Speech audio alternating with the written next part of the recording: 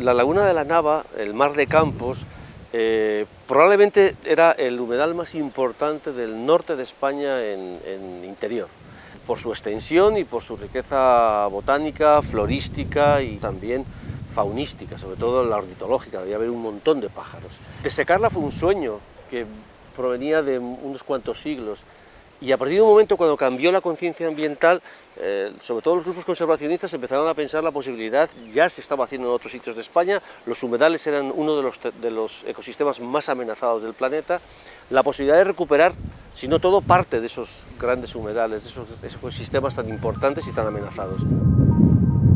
Cuando se desecó definitivamente, en torno a los años 70 más o menos, finales de los 60, quedaron estas praderas que se llamaban bienes de propios o bienes comunales, que eran propiedad del ayuntamiento y que se utilizaron desde el momento de la desecación hasta ahora, se utilizaron para uso ganadero. Hay que darse cuenta que nosotros estábamos hablando en ese momento de hacer un cambio de uso. Esto era un uso exclusivamente ganadero y veníamos los de medio ambiente y los ecologistas a hacer un cambio de uso. Había ciertas resistencias, ciertas reticencias muy comprensibles, pero al final la verdad es que todo funcionó muy bien y todo el mundo se puso de acuerdo. Lamentablemente cada vez tenemos menos ganaderos en la localidad. Lo que recuerdo eran terrenos de pastos, como es la otra parte que está sin recuperar de la laguna, que usaban los ganaderos de la localidad pues para pastos de ganado ovino, fundamentalmente. Después, bueno, como es muy grande, son un montón de hectáreas, pues no hay ningún problema en compatibilizar ambos usos, e incluso es beneficioso para los ganaderos. La laguna se introduce agua, se riega. La verdad es que el proyecto en todo momento se pensó con ciertos criterios y ciertos principios que yo creo que han sido la base de su éxito.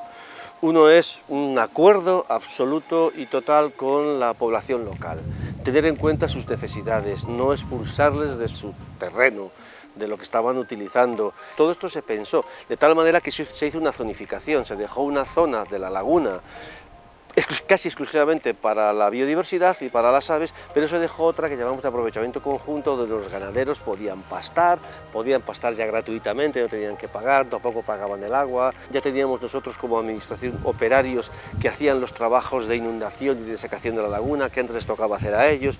De esa manera, a mediados de octubre aproximadamente, abrimos las compuertas desde el Canal de Castilla, inundamos las lagunas durante todo el invierno y aproximadamente en mayo o junio pues la laguna se vuelve a secar.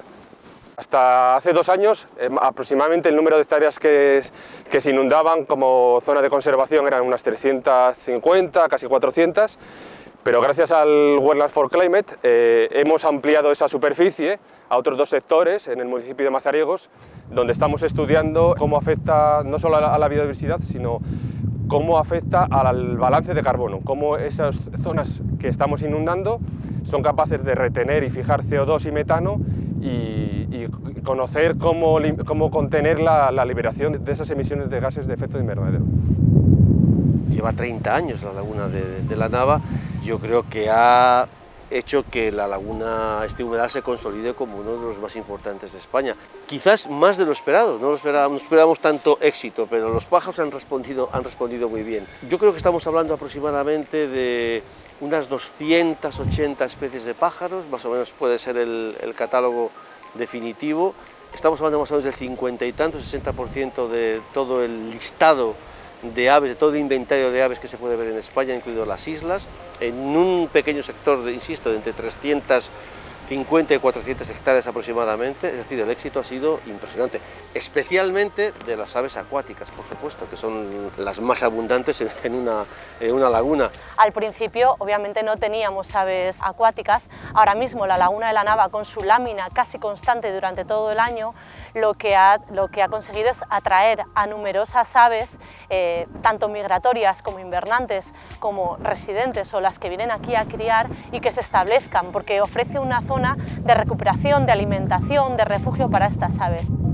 He leído hace poco que habían recuperado esta laguna y bueno, que tenía una gran cantidad, una variedad de especies de pájaros, y bueno, me gusta la ornitología, el pajareo, y me ha animado a venir aquí estos días.